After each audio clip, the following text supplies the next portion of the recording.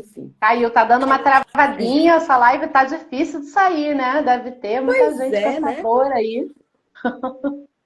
E aí, você estava falando, né, do autoconhecimento, de como é importante a gente conseguir se perceber dentro dessas dores, né? Eu também concordo, acho que o autoconhecimento é super importante a gente perceber. Eu sinto muita culpa, eu fico muito melindrado quando o outro fala qualquer coisa, me critica, isso bate muito em mim como uma afronta. Né, eu tenho vergonha de tudo, eu tenho vergonha de ser feliz, de desfrutar das coisas boas da vida. Talvez você esteja sofrendo dessa ferida. E um ponto muito importante para levar em consideração, para trazer, né, para a cura, além do autoconhecimento, de se tratar, é trazer compaixão para as pessoas que causam isso na gente, né? Se eu tenho uma mãe que me humilha, que me rebaixa, que faz com que eu me sinta suja, esse é o tratamento que ela recebeu também. Ela está reproduzindo isso porque é o que ela conhece. Quando a gente consegue trazer essa compaixão para dentro desse ciclo e compreender que ninguém faz isso deliberadamente só para me prejudicar, ou mesmo que faça, é um mecanismo de defesa, é uma maneira que ela aprendeu a viver. Essa é a ferida dela gritando. Quando eu consigo colocar um pouco de compaixão nisso, eu começo a soltar essa massa. Porque a gente fica agarrado nisso como sendo o único meio e querendo devolver a ferro e fogo, espalhando essa toxicidade no ambiente. E uma das maneiras de quebrar esse ciclo é botar um pouquinho de compaixão. Talvez você não consiga estar perto das pessoas que te causaram, que fizeram isso com você, mas compreender que essas pessoas são pessoas doentes. Quando eu consigo colocar um pouco de amor ali e desejar que a pessoa tenha uma cura, eu vou soltando essa massa e não fico tão agarrada nela. Faz sentido para você isso, Jô? Faz Eu muito acho importante. sentido, Dani, porque isso que você falou uma coisa tão profunda, mas que dá tanto ganho de consciência, porque assim, quanto mais eu fico remoendo naquela dor e tentando ali punir ou fazer o mesmo com outra pessoa, eu estou nutrindo ainda mais essa dor em mim. Eu estou nutrindo ainda mais essa ferida em mim. Às vezes nós fazemos isso de forma inconsciente, mas quando nós temos um entendimento, é essa reflexão que vai nos ajudar verdadeiramente a conseguir fazer com que isso não se reproduza na minha parte, né, para o outro. Como você mesmo disse, os seus pais, os nossos pais, eles dão pra gente aquilo que eles conseguem, aquilo que de uma certa forma eles aprenderam.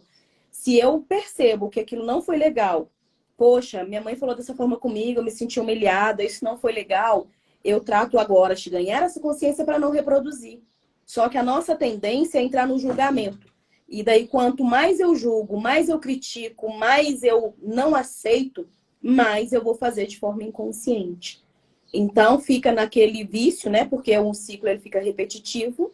Eu recebi isso, eu devolvo isso, e a coisa vai só crescendo, vai só aumentando dentro do nosso sistema, né? Quando eu vou ganhando consciência, eu ganho conhecimento, eu começo a utilizar esse conhecimento na minha vida, se transforma em sabedoria. Sabedoria é o quê? Eu agradecer, honrar o que me deram de bom e conseguir soltar e não precisar ser fiel àquilo que me feriu. Aquilo que ainda reverbera dentro de mim e que não faz com que eu consiga evoluir. Porque nós precisamos desse trabalho de autoconhecimento e, primeiramente, começar por casa.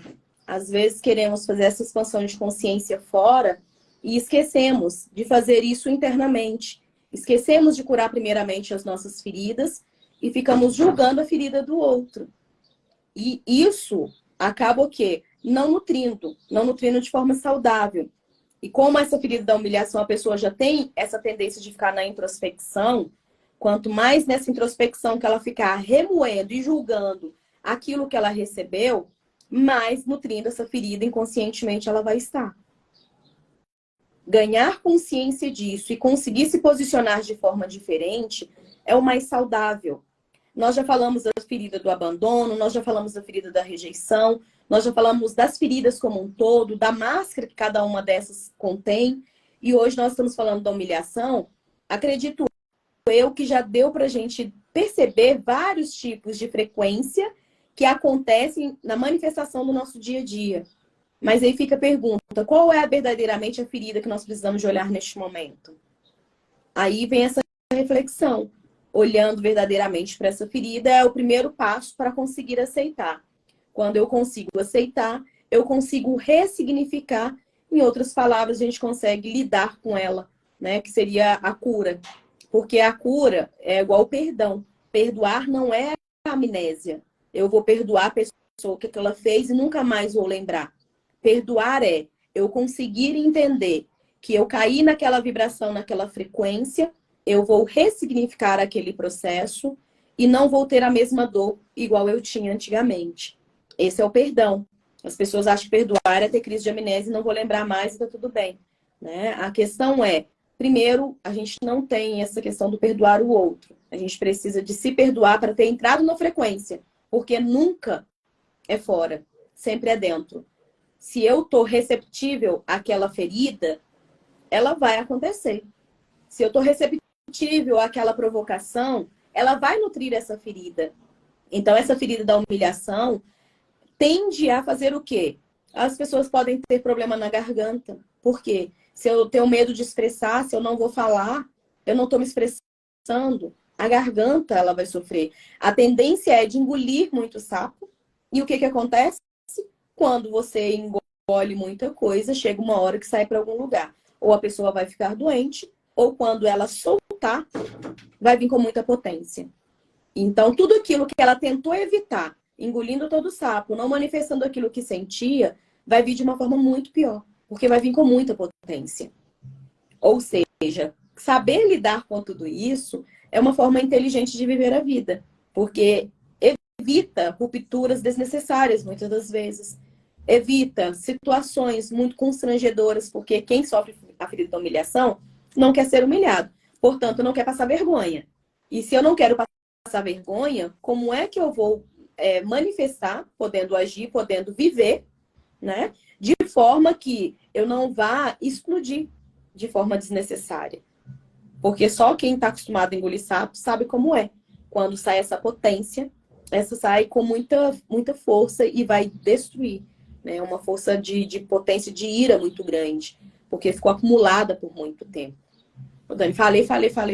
Não, eu estou ouvindo você falar tudo isso e eu estou pensando num geral, né? Porque a coisa mais importante para o masoquista é a liberdade. Também é o maior medo e a maior necessidade dele. Então, como é uma pessoa que passou uma vida inteira sendo muito controlado, muito regulado pela mãe, pela família, pelo meio que estava, embora a liberdade seja muito importante para o masoquista, ele também, quando ele está livre, ele vai enfiar o pé na jaca, vai beber demais, vai transar demais, vai fazer demais, vai gastar demais, vai comprar demais, vai fazer tudo demais, e aí se coloca em exposição para ser humilhado pelo outro, né? Então percebe como isso funciona, isso que você falou da ira, de engolir sapo, e também de estar ali se controlando o tempo inteiro, com medo dessa liberdade, aí quando solta para tudo que é lado, e vira um fio desencapado para todo que é lado. Então, assim, acolher essa liberdade de ser, de agir, de falar, em doses homeopáticas, para não virar esse samba do crioulo doido, para não sair descontroladamente fazendo tudo errado, ou vomitar as informações dentro da ira e devolver com raiva. Não, se permitir, né, realmente ser como se é, viver a própria liberdade, mas de uma forma... não de uma forma controlada, mas não viver a liberdade como se não houvesse amanhã, então vou fazer tudo agora. E vivendo a vida e vestir a própria liberdade, fazer o que realmente quer, mas não como uma revolta, como eu fui controlada a vida inteira, agora eu vou sair, ser livre e fazer tudo.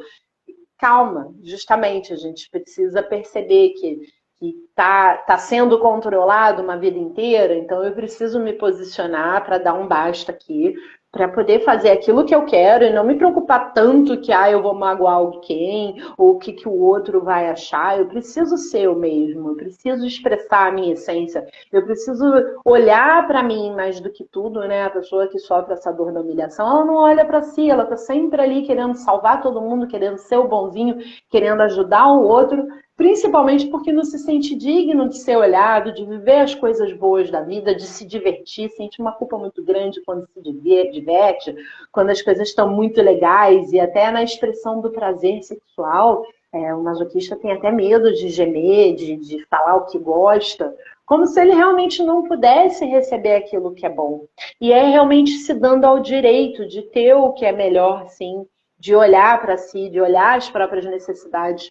Porque o masoquista, ele até sabe o que ele precisa, mas ele não ousa falar daquilo que ele precisa, ele não ousa se ouvir dentro daquilo que ele precisa, normalmente por não se achar digno de estar ali recebendo o que há de bom e de melhor. Então, quando a gente se percebe fazendo isso com a gente, para não virar no giraia, né, e fazer tudo de qualquer jeito, é preciso realmente ir trazendo isso aos poucos para si e acolhendo as próprias necessidades, acolhendo que, não, eu quero isso, eu preciso disso para mim.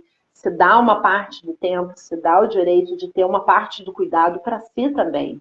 Porque se a gente não consegue estar bem, como que a gente vai lá ajudar o outro? Aí a gente passa uma vida inteira tapando o sol com a peneira, não olha para a nossa dor, para acolher a do outro, e aí tá sempre se sentindo abusado pelo outro, porque todo mundo se aproveita de mim, eu faço por todo mundo, e as pessoas se aproveitam, e sem querer, quando a gente faz isso, a gente se coloca numa situação que é como se o outro não pudesse fazer por si só. Então a gente também está humilhando.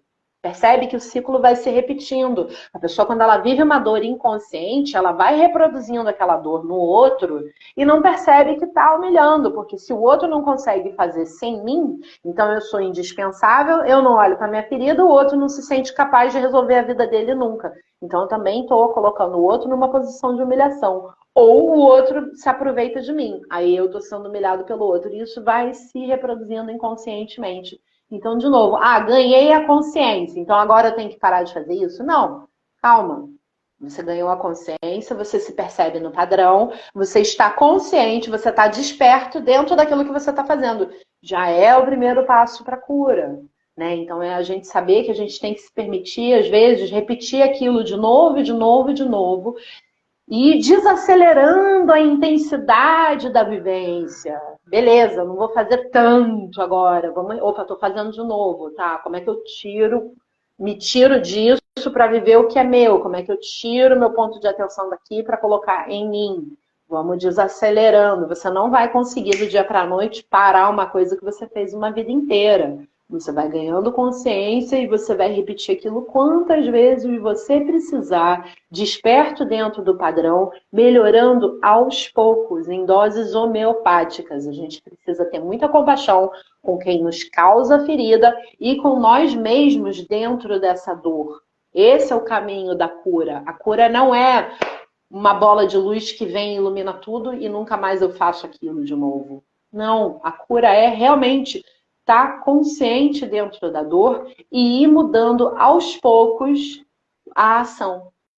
Ir mudando aos poucos a perspectiva. Só de estar consciente e desperto dentro do padrão já é um primeiro passo para a cura. Então, muita paciência e compaixão com a nossa dor, com quem causou a dor, com todos à nossa volta e com a gente mesmo, com a nossa criança ferida, que está desde pequena sofrendo aquele padrão. Ter a paciência e o acolhimento com ela e se perceber ali dentro, fazendo aquilo. E pequenas mudanças, gente, passo de formiguinha, não se exige uma mudança brutal do dia para a noite, porque a gente nem tem estrutura para lidar com isso. Né, Ju?